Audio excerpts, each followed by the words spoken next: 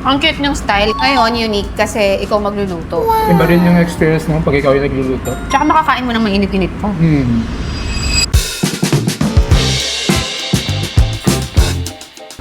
Gusto mo, ikaw yung nanlilibre or ikaw yung nililibre? O, ang dami sumagot sa comments. Dami? Oo, nakakatuwa. Ang dami sumagot. Super excited na akong matry ang mga ito, kaya naman ano pang inaantay natin guys? Huwag na natin patagalin, i-try na natin!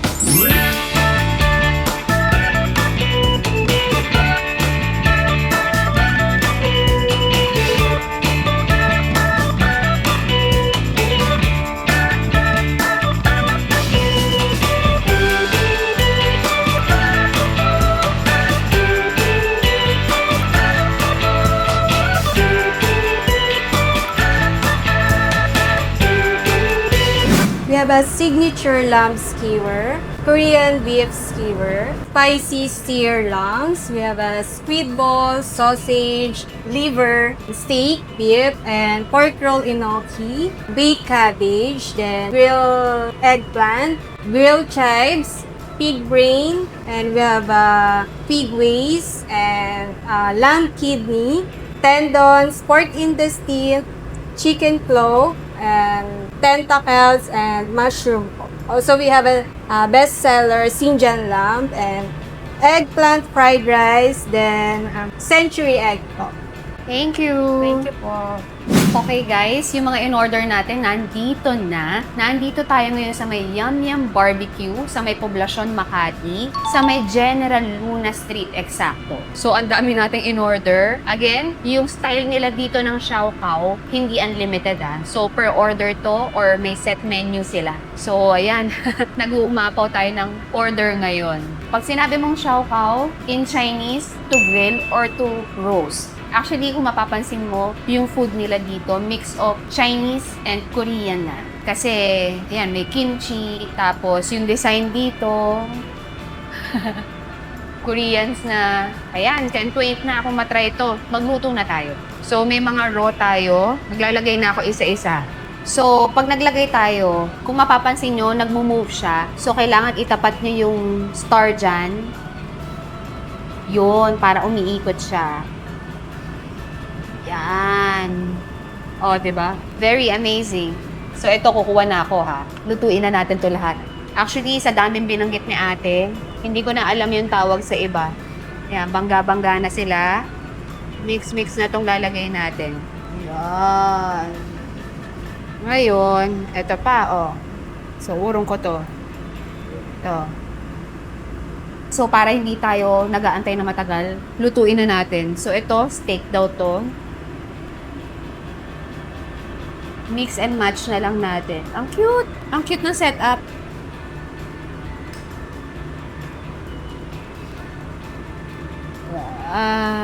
Grabe, ang cute,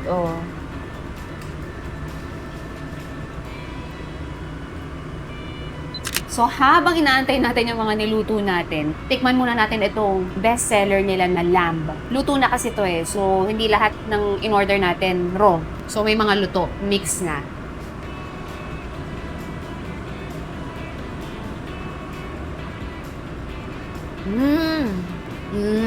May taba-taba pa. Ayan, Pag inikot ko, makikita nyo yung taba. Actually, guys, ang second time ko ngayong kumain ng Xiao Kao. Yung first time ko, yung Xiao Kao na natry ko, luto na. So, first time ngayon yung style na ikaw mismo magluluto. Ganito yung first time ko na-try na Xiao Kao Mga luto na isa-serve sa'yo na skewers. So, yung mga timpla nila dito, either maraming spices or maanghang. So, ganun lang umiikot yun. So, ito, mild lang yung lasa niya, hindi siya spicy. Kaya lasa ko pa yung pagiging lamb niya. Sarap!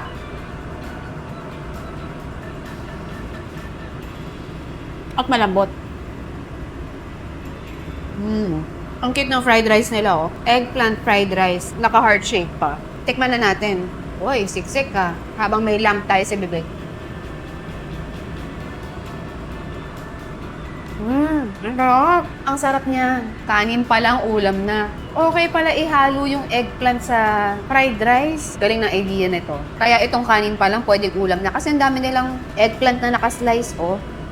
Tapos siksik pa yung kanin. Very savory to. Grabe.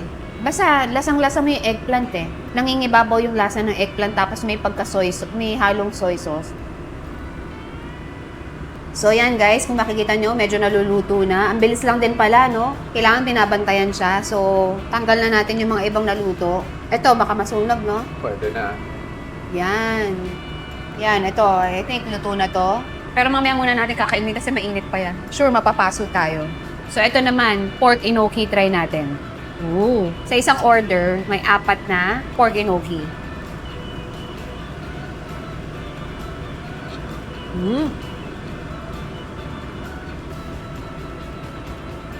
Ito, maanghang. Pero masarap yung timpla. So, ang kinagandaan dito sa kanilang mga skewers or siopaw, lahat malalasa. Lahat marami flavors. Iba't ibang klase dahil syempre may lamb, may beef, may pork, may chicken, may vegetables, may mga mushroom. So, nasa sa inyo. Hindi naman lahat may maaanghang. So, dito daw sa mga pagtimpla nila, ang main ingredient na ginagamit nila is cumin. So, halos lahat similar ng lasa. May maanghang, may hindi maanghang. Pero, yun, very distinct yung malalasahan nyo na cumin. So, ayan, no? Kita nyo, luto-luto na. Yun. So, itong next na itatry natin, beef baga. So, ayan, kung makikita nyo na naman, may mga sili na naman. Ayan, kung makikita nyo, may mga sili. So, definitely, maanghang to.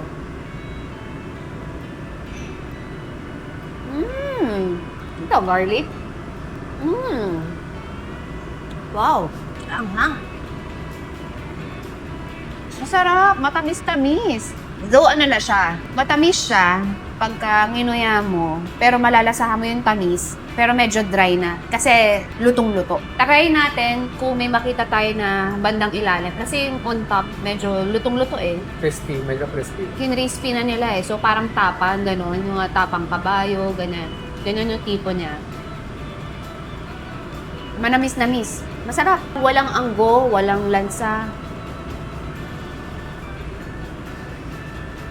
Malutong-lutong. Pero pa, tapos kasabay ng garlic, medyo maanghang. So, ito yung baga na style ng luto ng Chinese with a twist. Kasi isang baga na na-try ko sa street food eh. Tanggalin na natin to, mga luto na. Yan, oh. Yeah, pwede nang kainin. Ang dami na natin naka-line up. So, lamb to. So, yan, luto na. Ito yung titikman natin. Yan yung hilaw siya. Ito naman yung luto na. Ang laki ng difference ng kulay.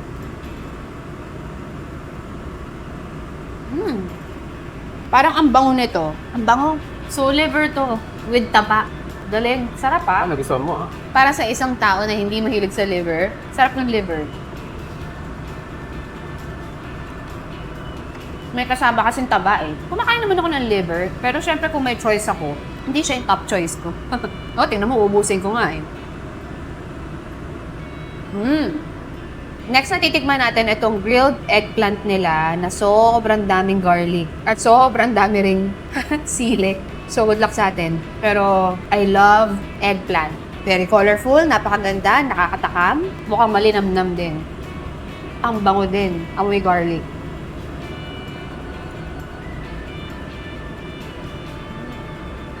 Wow.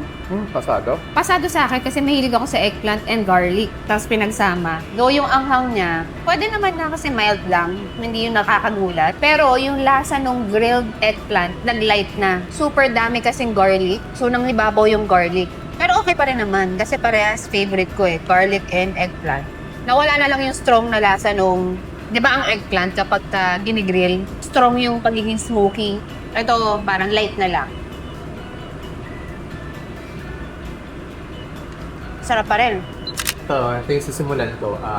Lamb kidney to. Nakalagay dun sa menu nila, patty. So, dapat may kasamang taba to, no? May naka-attach na taba dun sa kidney ng lamb. Natin. Laki. Taba, oh. Oh, ayun. Wow. Ayan nga yung taba. Wow. Grabe to, ah. Pinag-expect yung ano, ah. Yung texture. That's in your mouth.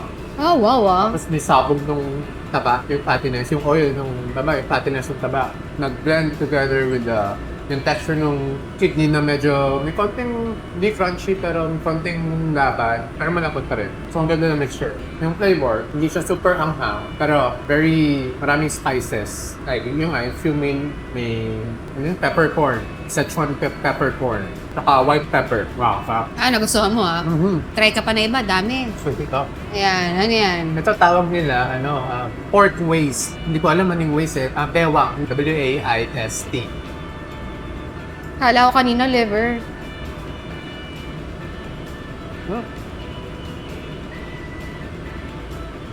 Okay.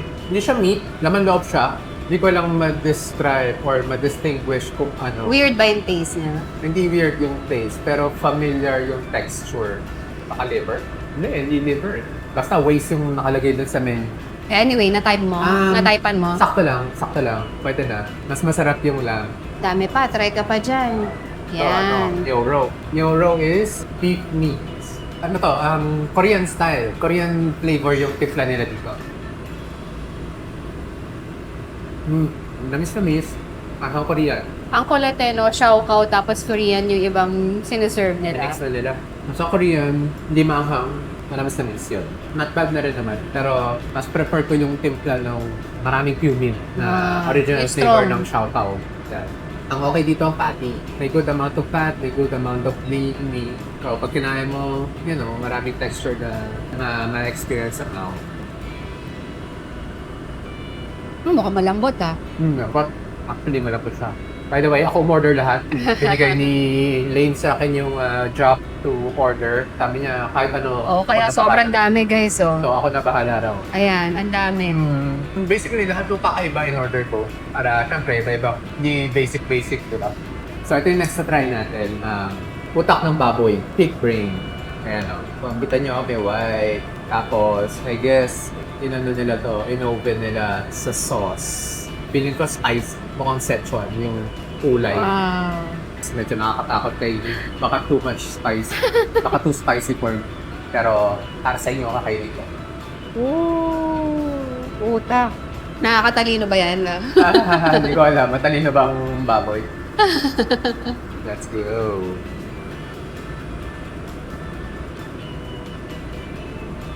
Hindi siya manghang. Well, a little bit. Yung Szechuan flavor, yung Szechuan spice.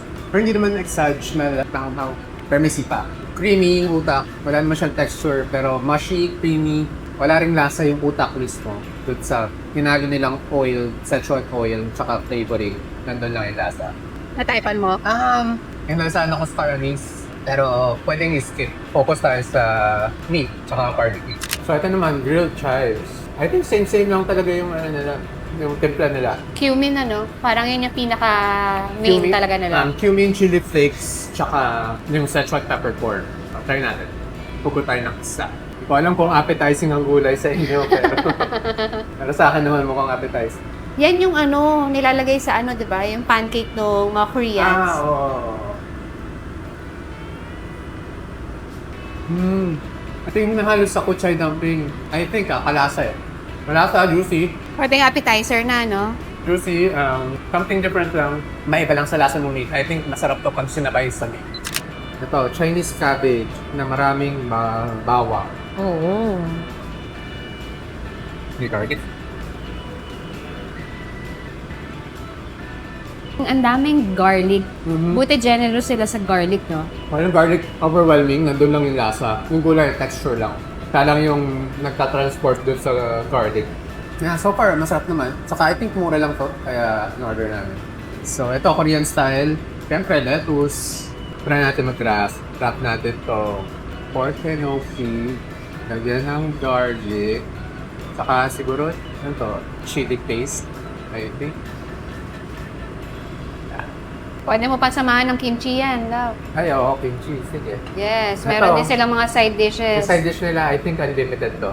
Kimchi, hindi ko na alam yung iba. Lahat ng manghang pinagsama-sama. Sarap yan. Solid yun Solid. Nice. Marami ng space, pwede na tayo magluto. Sarap lalo nung may chili, Kaya mo? Hindi na super anghang. Ah, okay. Yung ahang niya, very enjoyable. Ah, okay. So, kumuha ka? Nag-trace ako. Ah, yun yung kinain mo. Okay. Wow. So, nandito na tayo sa favorite part natin, yung magkasama kami titikim. Enjoy namin yung luto-luto. Lagay pa ako sa more, no? Para mabilis. Ano to? Bat and balls. Kung alam niyo yung bat and balls, ito yung bat ng baka. Kain na ako ng iba. Mga naluto na kanina. Oh, ito, liver to ah. Your favorite? Ang maganda sa kanila na, yung ratio ng fat, ng taba, tsaka ng lean meat, ng mga per stick. Balanse. Balanse. So, kada bite mo, nandun yung Kahit ito, oh. patas. Ito yung luto, ito na yung hilaw. So, ang daming taba. Kahit ito rin, ano lang, walang anggo. So, ikaw, nakapag-try ka na ba ng xiaokao sa China? Sa kalye ng China, street food. So, sa China, usually, yung mga nagtitinda sa kalye sa street food ng xiaokao, yang rou yung binibenta nila. Yang rou is lamb meat. Dahil malamig sa China, ang lamb mainit sa katawan. Tapos, pinipare nila ng siguro Beer. Beer, yan. May maliit na mesa sila, manilit na bangko, tapos upo doon yung mga tao. Yan, ganito yung mga food doon. Tapos, pero nag-start yan late. Yung mga 9 p.m. bago lang sila mag-start magbenta. Ah, gabi. Gabi. Tapos, sobrang cool doon. Yung mga nagtitinda ng ganito sa kalye, mga Muslim, Chinese na Muslim. Meron din pala ng Chinese Muslim, Dami. no? Good to know, ah. Daming taba nung nakuha ko. Ano ba to? Wow. Hindi ko na alam eh. Sa dami. Ang ambassador nila, yak. Hindi, I mean, lamb. Wow. China, sobrang mura lang ng isang stick na to. 2 RMB. Kada RMB, 7 pesos. So, 14 pesos lang per stick. Wow, mura nga. Ang gagawin namin, bibili kami ng sobrang dami. Bibili ako ng rice. Yun na yung food namin.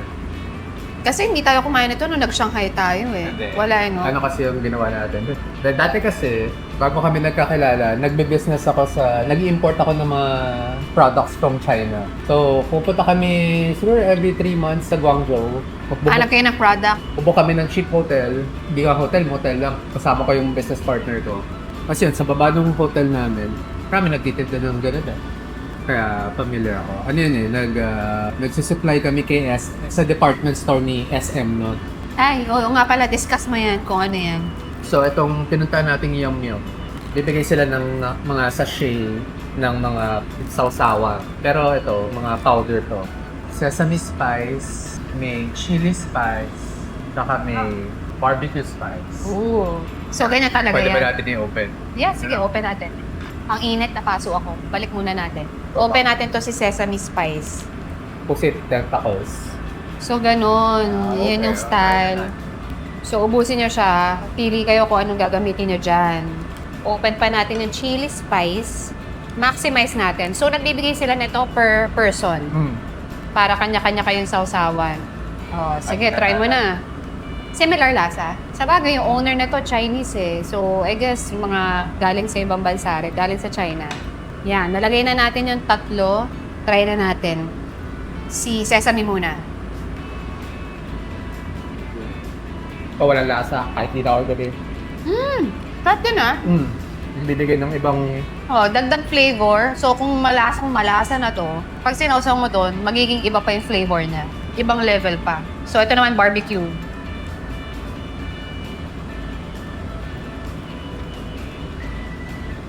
Amazing kasi sa lahat ng tinikman ko, halos lahat malalambot. No? Kahit itong karne na to, Basta bagong luto. basta bagong luto. Yun, hindi ko alam. Baka hindi pa kailangan luto pa more. Ito, dahil Luto na to, di ba? Yung ano, yan. Pero manabig na yan. Pwede mo yan. si Isaw. Chicken. Galit yung chicken tea Naka middle finger. sa mga loob. Because, Naluto na siguro ng bongga. Hindi mo pa natatry yung eggplant fried rice nila. Harap niya. dapat matikman mo. Toasted na fish ball. Oo, masarap yan. Yummy. Natikman mo na? Dito. Ito yung sausage, oh. Init kasi kanina kaya hindi ko man. Chinese sausage siguro. Ako, really meat. So, pag lumamig na yung mga barbecue, lalo yung mga dumating na luto na, re-reheat nyo lang naman dito ng sokle. Tulad na to, konting, mga 30 seconds, para bumalik ulit yung... Yung Chinese sausage nila, manamis-namis ha. Parang chorizo na manamis-namis. Ang cute ng style kasi yung Xiaoka na natry ko talaga, yung kauna-una. Pangalawa lang kasi ngayon eh. Ngayon, unique kasi ikaw magluluto. Yung isang Xiaoka, serve lang sa'yo. Luto na, naka-grill na. Iba rin yung experience mo pag ikaw yung nagluluto. Oo, eh. Fun din. Tsaka makakain mo ng mainit-init po. At hindi oily. Tama. Kasi pumapatak lahat. Pakalamatay. Ako yung sinabi ko masarap. May fat. Ano tawag dyan? Oo, may mo. Ay, wow. Kidney. Kung kita nyo lang, grabe. Kitang-kita ko yung taba niya. Mainit-init pa. Tapos sobrang dami in order. Yung iba, hindi mo na alam yung tawag. Pero lahat sarap eh. Never. So yung 2 videos ago na in-upload namin, Wow. nag-iwan kami ng question doon. Kung ano ang gusto mo, ikaw yung nanlilibre or ikaw yung nililibre. So, ang dami sumagot sa comments. Dami. Oo, nakakatuwa. Ang dami sumagot. Pag-usapan natin. Pag-usapan natin. Pero yung mga sumagot naman, alam na basta ang galing ng mga sumagot sa YouTube. Kasi lahat sila, well, 90%, ang sabi nila, gusto nila sila yung nanlilibre. Kasi, yun nga, yung reason is, kapag ikaw yung nanlilibre, ibig sabihin, ikaw yung may kakayanan or ikaw yung abanda para may extra ka, para makapaglibre ng iba. At masarap din daw sa pakiramdam na nakikita nilang nasasayahan yung mga pinapakain nila or nililibre nila, lalo na family. Mix yung sagot, pero mostly is gusto nila. Kasi yung iba, sila na yung laging nanlilibre. Masarap din paminsan-minsan na ikaw naman yung malilibre. Oo. Diba? May mga nagko-comment na gano'n. Tama. Sana, parang eventually, sila naman ang malibre. Parang gano'n. Oo. Dumating sa point, yung iba naman. Gano'n. Okay. Okay, so, sagutin ko yung Kung bakit? kung para sa akin ano dapat. Kasi dati, ako, basta may manlilibre, lagi ako sumasama. Diba? Tayo. Yeah. Natin yun, diba? Basta may manlilibre, game kami, atat kami. Hindi sa friends na, sa family naman. Family. Halimbawa, sa family, merong family dinner, may bakasyon. Oo, mas excited kami. Excited kami kasi libre. Oo, malapag buffet yung kakain mo. Oo. Ganun kami before. Then eventually, na-realize namin, bakit tayo ganyan? Siyempre, in-assess namin sarili namin, di ba? Ano yung mga habits namin or thinking Saan tayo namin. nanggagaling? Ba't ganun? Nanggagaling? Bakit yun yung gusto namin? So, yun. Eventually, dumating sa point na ayoko na naman ng nagpapalibre. Ayoko na ng libre namin. Pero, na-realize ko naman, naaral ko yung feng shui. Feng shui. Ang feng shui kasi, it's all about the flow of energy and chi and prana. So, ang pagkaintindi ko sa feng shui, hindi pwedeng extreme. Either take ka ng take or bigay ka ng bigay. Hindi pwedeng one of each lang. So, pinaka-importante doon is yung flow ng in and out. Kumbaga sa business, parang cash flow ang tawag. Paano yan kung give ka lang ng give? Kasi pansin nyo, kung give ka ng give, parang dadating yung time na maaabuso ka. Tama? Yeah. Abuso ka. So, tama sa start, masarap mag-give. Pero, dadating yung time, Burnout ka. ikaw na laging lalapitan ng tao. Diba? Parang ATM machine ka na. Siguro sa start, masarap yung pakiramdam. Pero, eventually, mapipil mo na parang natatake advantage ka na ng mga tao sa paligid. Dahil alam nilang mapagbigay ka. Kailangan balanse. So, kailangan balanse. Pag may nagbigay, appreciate mo yung binigay. Pero at the same time, kumbaga, blessing yun eh. Pag may nagbigay, blessing agad yun eh. Hindi mo pwedeng tanggihan ng blessing galing sa taas. Kundi magtatampo. So yun, na-realize ko kailangan may flow, may balance. So ngayon, both ways. Open na ako sa both ways. Open ako maglibre, open ako magpalibre kung talaga nag-insist yung tao. Pero syempre, pagka ako lumabas yung bill, mauna na ako magsabi na ako na magbabayad. Pero pag nag-insist, tatanggapin ko. Mas masarap sa pakiramdam ngayon yung... Ang sarap din kasi kapag halimbawa yung mga nakakasama mo, lahat kayo parang nagiging okay somehow na sa buhay, no? Kumbaga, dati hindi natin kaya maka-afford, gusto natin laging libre. Ngayon, parang pag may nakasama ka, agawan pa kayo sa resibo. Ayun ang malapit, no? Agawan kayo sa magbabayad. Nakakatuwa din. Parang eventually, dati kayo parang hirap, hindi nyo alam kung saan patungo yung mga career nyo o buhay nyo. But eventually, lahat kayo parang pag nakita-kita, diba? Parang sarap lang sa feeling na gano'n. Nasa circle ka na gano'n. Oo, no? Tsaka ma-attract mo talaga yung mga taong gano'n. And vice versa, yung mga na-attract natin na tao, hindi rin sila na-open pag i-deliver mo sila. ayun, kaya ang galing sumagot ng mga viewers natin sa Ang galing nga. viewers pala niya, hindi pala sa akin. Viewers ni Lane sa YouTube. Viewers natin. Sa Facebook, hindi pa namin na-upload. Let's see, no? Pero let's see. Iba kasi yung viewers ng Facebook tsaka YouTube eh. Sobrang magkaiba, no? Ngayon nagugulat ako sa mga nagko-comment. Oo. Iba yung comment sa Facebook tsaka YouTube eh. Oo. Magkaibang animal eh. Totally different. Parang open sa both sides. Open mag-libre, open mag... Ang mahirap Or naman. palibre. Kasi imagine mo kung give ka ng give, nakaka-drain naman yun. Ano naman, hindi naman tayo nag-expect ng kapalit pagka nagbibigay tayo, di ba? Bukal naman sa loob natin. Pero, you know, eventually, pagka para ikaw yung 100% na nagbibigay na, tas, Palagi, no? di ba? Kasi may mga ganun eh. May mga ganung tao eh. Parang leech. Ayun nga, kung maintindihan niyo yung feng shui, yung flow ng energy, laking bagay yun na both ways ginagawa. Kasi yung mga nagsabi naman na gusto nila, sila yung nililibre. Mindset nila, lagi silang mauubusan ng pera. Kaya ayaw nilang manlibre. Ayaw nila i-let go. Ay, actually, ganyan tayo before eh. Oo, no? exactly. Super ganyan. Kaya naintindihan natin. Kasi before, kahit pa paano medyo nagkakaroon na tayo eh. Pero hindi pa rin. Pero hindi pa rin kasi ayaw mo i-let go yung pera dahil Oo. yun nga, ang nasa isip mo, baka maubusan ka. Baka hindi wala nung... Yung malaking bawas, di ba? Malaking bawas sa'yo. Pero eventually, nung na-realize natin na parang the more naglalabas tayo, the more maraming bumabalik. Yeah. Yun lang. Yeah, yun. Kaya Mas malaki yung balik nga minsan eh. kaya proven na rin na the more you give, the more you receive. Proven. So, kunwari, birthday ko or birthday niya, ayokong binibigyan ako ng gifts. Mas gusto kong ako yung magdo-donate sa animal shelter, ganyan. Diba? Special day ko yun. Gusto ko makatulong, ma-share yung blessings sa talagang nangangailangan. Which is yun, animals ang para sa akin. Number one, masarap tulungan. Yeah. Parang may napansin ako, may nabasa ko isang nag-comment, mag-share daw about sa utang. Dati kasi, ako, very maawain akong tao. Pag may nangungutang, Bigay. pinapahiram ko. Oo. Pero ang problema, nag-expect ako na babayaran ako. Tama? Yan kasi normal eh. Yun yung normal. Siyempre, utang dapat bayaran, diba? Pero, ang problema doon, hindi naman lahat nakakabayad. Diba? Hindi lahat. Hindi rin lahat talagang willing magbayad or Oo. buo yung loob na... Hindi, natsyempo ka lang din kasi sa yung hindi ka nababayaran. No? Eh kahit ako din eh. So, ang nangyari, yung may lumapit sa akin, umutang na siya before, di niya nabayaran. Tapos sinisingil ko, wala na tatambayan. So, okay, di ako, wala naman ako magawa. Wala naman makawain ko, lalo di mo nababayad, di ba? So, hinayaan ko na lang. So, lumipas ilang months. Out of nowhere, nag-chat ulit sa akin, nangungutang na naman.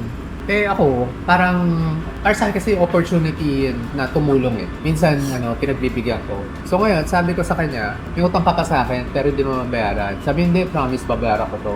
Bigyan mo lang ako 3 months, whatever. Sabi ko, ganito na lang. Ginawa ko, hindi ba ko na yung mindset ko.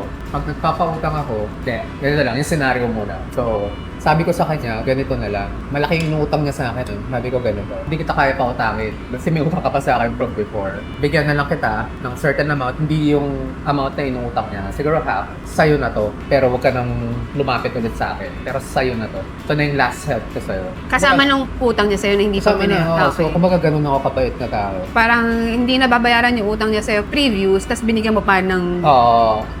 Para lang, ewan ko. Hindi ko alam ba't ganun ako eh. Siguro kung ako yung nangailangan. Ewan ko, basta. Hindi ko Kaya alam. siguro binabalik-balikan ka.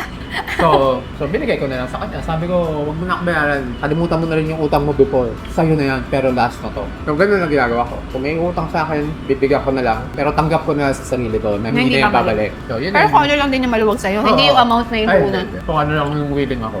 So ganun lang din yung Kaya mindset mas ko. okay yung ganun. Inalis ko na yung expectation para wala nang Masakit. wala nang masaktan Wala sa na dulo. expectation. Ba? Kasi expect mo naman, di niya mababayaran talaga eh. Kasi di niya nabayaran yung una eh. Utang pa ulit. So, imposible niya mabayaran talaga. Kaya hindi na ako naniniwala sa mga false promises. Pero, hindi ibig sabihin, hindi ko tutulungan. Pero nga, so ngayon, hindi na kami hindi na ako nagpapautang. Tsaka, pag may ganyan na hindi ko naman close na tao, Tsaka parang hindi naman totoo eh. ini-ignore ko na lang. Parang hindi naman totoo, tapos hindi naman magbabayad Hindi talaga. naman talaga magbabayad.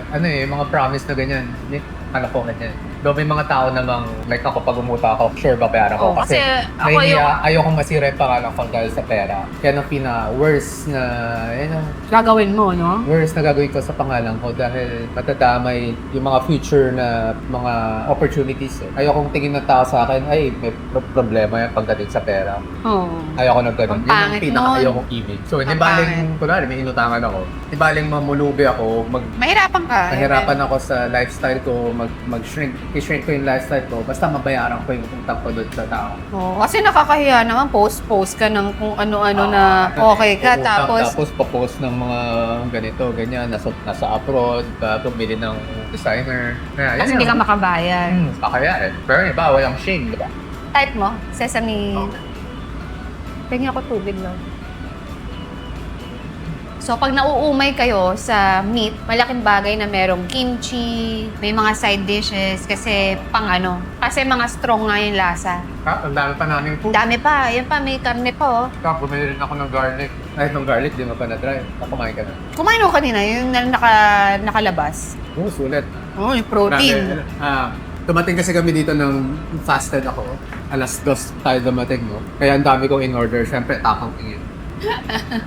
Kaya ito, nasobra sa order. Ang dami. Importante naman, puro meat yung na-order. Tsaka, Ano to? saan dyan? Itong red. Meron pa ako eh. Oo, di natin napakita. Ano yan? Century egg na may timpla lang. Ganda ang itsura. Parang appetizer nila, may nuts, no? Oo. May sibuyas, may soy sauce, daming garlic, may nuts, Tendon. May kinchay. may kinchay pa. May kibuyat. Sarap. Maasim-asim. Kahit mo to na platter to. Mas makakatipid. Huwag Yan. na. Sige. Parliamensa. Parang recently, dumadami tong Xiaocao spots within Metro Manila. So, Alam ko may nag-open Nauuso. may nag-open sa Pasig. so guys, yung mga ganito na sinaserve nila, platter yan. So, makakasave daw kayo. Siguro, 50 pesos. 50 pesos yun. Kasi 65 ang isang stick nitong beef. Ay, yang row to. So, lamb. Pag umorder ka ng platter, 10 sticks, magiging 600 pesos na lang. So, savings ka ng 5 pesos per stick. Okay din. Pero I think ito nga lang, order ka dalawang Ang dami, ang bigat na rin mabigat ah. din pala. Kala ko, Kasi may rice pa eh. Mabigat din na, nabubusog na ako ah. mushroom. Ako rin, na-start. Nabubusog na ako kasi ang dami kong pinapak na kimchi eh. Try natin tong mga tostadong... Sarap. Toasted. Sinadya Sarap. ko toasted. Bago siya magpaalam, may isang question ako para sa mga viewers na nagre-resonate sa amin. Dami natuwa eh, no? Oo, dami natuwa pero syempre hindi rin lahat naman ma-appreciate tong ginagawa namin. But wala naman kami pakialam. Basta kung sino yung nag-resonate, happy kami. Ha? So ito question. Ito kasi mga question sa mind ko before para mabago yung mindset ko. Usually, ang tao, like kami before, naka-base kami sa value ng pera. So tinanong ko sarili ko, ang value ba talaga ng pera yung importante? O yung makukuha mo pabalik dun sa pera na yon? Example, Sige. Bigyan mo sila sample. Example, sabihin ko na makakabili ka ng bahay at lupa sa halagang 500,000 pesos. Ang question ko is, gagawan mo ba ng paraan ay yung 500,000 na yun para mapili mo yung bahay at lupa? At ang question ko, ang 500,000, kung makakabili ka ng bahay at lupa, mura ba yun or mahal? So, yun yung isa sa pwede yung pag-isipan. Kasi mas-shift niya talaga yung mindset natin. Alamin natin yung sagot nila, no? Alam mo na, sagot kayo sa comment section, tapos yun, explain ko ulit sa next video kung... Wala naman tama mali dyan. Oo, kung whatever. Explain ko lang kung bakit ganito yung naging thinking namin. Again? Ulitin yung question. So, kung makakabili ka ng bahay at lupa, Sa halagang 500,000. sama na natin isang sasakyan pa. Bahay at lupa, tsaka sasakyan. Sa halagang 500,000 dito sa Metro Manila, gagawin mo ba ng paraan yung 500,000 para mabili mo yung bahay at lupa na may kasamang sasakyan? At yung question is, ang 500,000, mura ba siya or mahal para dun sa pakukuha mong kapalit na bahay, lupa na may sasakyan? Yeah, exciting. Sagot kayo sa comment section. Tignan natin. Nakakatuwa rin magbasa eh, no? Talaga iba ang haba ng... Well, in-explain talaga nila, pero binabasa talaga namin. Kung mapapanood, kung mapabasa niyo yung mga comments ng mga previous videos namin. Nakakatuwa na ang daming nag-engage. Ang haba nung kinukwento nila, no? Tsaka may point. Kumbaga, umaabot sila dun sa video na yun para lahat sila nagko-comment na gano'n, ano. Alam nila na nakakatuwa na umaabot sila. Tsaka diba, mapapansin mo na dahil sa question na yun, napapaisip din yung mga tao. Yes. Diba? Alam mong nagpe-pay attention din Yes, sila. tapos nare-reinforce yung talagang belief system nila na mas gusto nilang sulayin ng libre. Siyempre, halo yun. May mga comment na nang babash, may comment. Mas marami naman positive. Oh, pero yung mga nagbabash, ibig sabihin ano lang. Actually, natatawa ako pag nagbabasa ako ng mga bashers. Kasi imagine nyo, hindi kami kilala personally, pero gigil na gigil sila mag-comment ng mga negative, diba? Kumbaga, nasisira talaga namin yung araw nila or yung moment nila. Kaya, tawang-tawa ako sa mga ganong tao. And hindi lang talaga sila nagre-resonate sa mindset namin na Kanya-kanya naman yan tinatry namin i-share. Dami pa, grabe. Dami pa natin lulutuin. Medyo busog na ako. Kala ko kanina, konti pa yung in-order natin. Ang dami pala. Kala ko, sityo. So, ayun, enjoy na namin to, guys. Sa mga hindi pa nakaka-subscribe, subscribe na kayo dito sa main channel namin. Like and share na rin. Comment na rin kayo kung may gusto pa kayo i-recommend na matry namin, mapuntahan kung kaya. Why not? And sa second channel namin, Lane Bernardo Unfiltered. Meron na kaming pang 4th video. House tour yon, wala pa kaming, hindi pa namin na-shoot yung next. Pero, ang target namin na next video doon, yung mga question, Q&A, no? Hopefully, ma-shoot na namin yon soon. So, yeah, enjoy na namin to. Hindi na namin patatagalin pa. See you sa next video. Bye!